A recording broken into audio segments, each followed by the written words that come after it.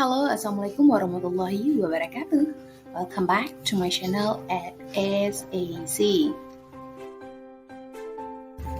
We know, we share. Halo teman-teman semua, kembali lagi di channel SAC.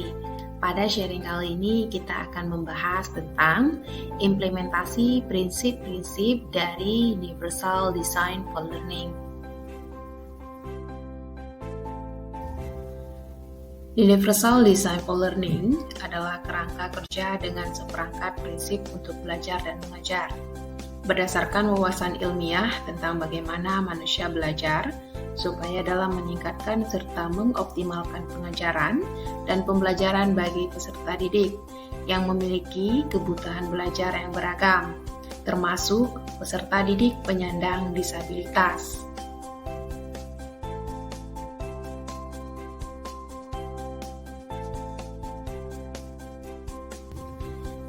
Dasar dari desain universal untuk pembelajaran terletak pada keyakinan bahwa guru dan pengembang kurikulum harus mengidentifikasi dan memperbaiki hambatan belajar peserta didik melalui perencanaan pembelajaran yang efektif dengan fokus pada keterlibatan, penggunaan materi yang fleksibel, dan pembelajaran yang dapat diakses secara bermakna.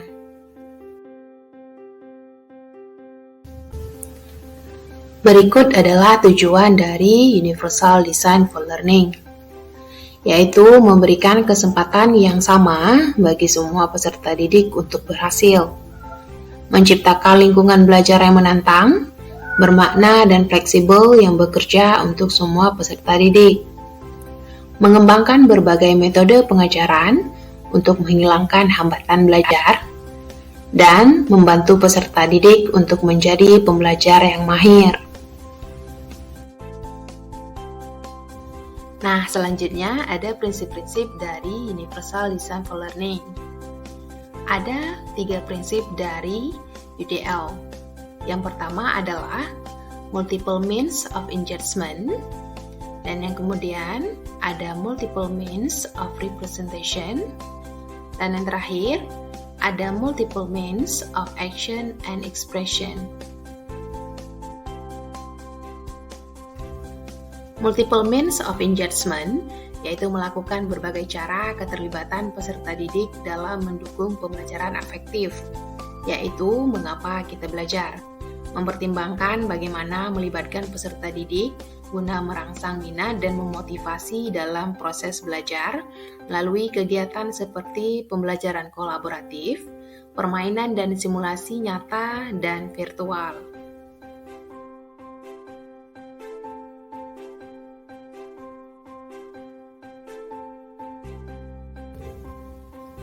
Kemudian yang kedua ada multiple means of representation, yaitu menyediakan berbagai sarana yang memadai untuk mendukung pembelajaran yang dapat memberikan makna, yaitu menyediakan konten melalui berbagai cara seperti diskusi, bacaan, teks digital, dan presentasi multimedia.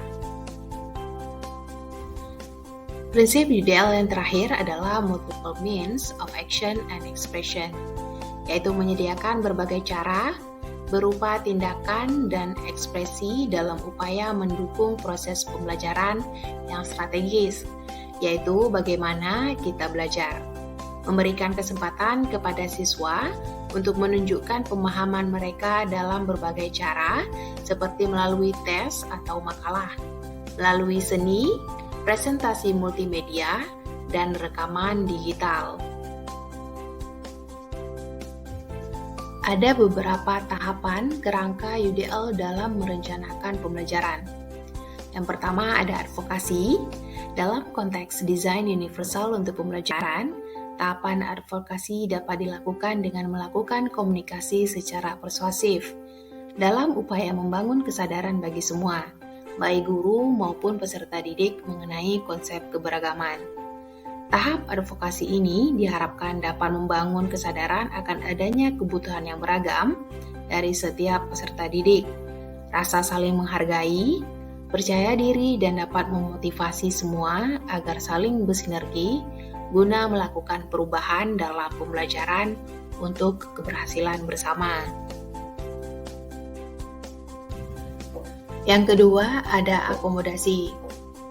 Dalam tahapan akomodasi, guru diharapkan dapat mendesain sebuah pembelajaran yang dapat mengakomodasi keberagaman peserta didik yang ada di kelasnya.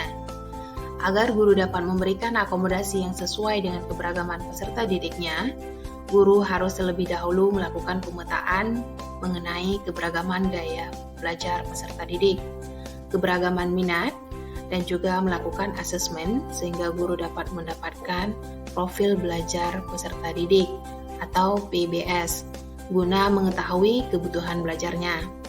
Berdasarkan data tersebut, guru dimotivasi untuk merancang berbagai akomodasi dalam pembelajaran yang dapat memenuhi kebutuhan peserta didik yang beragam.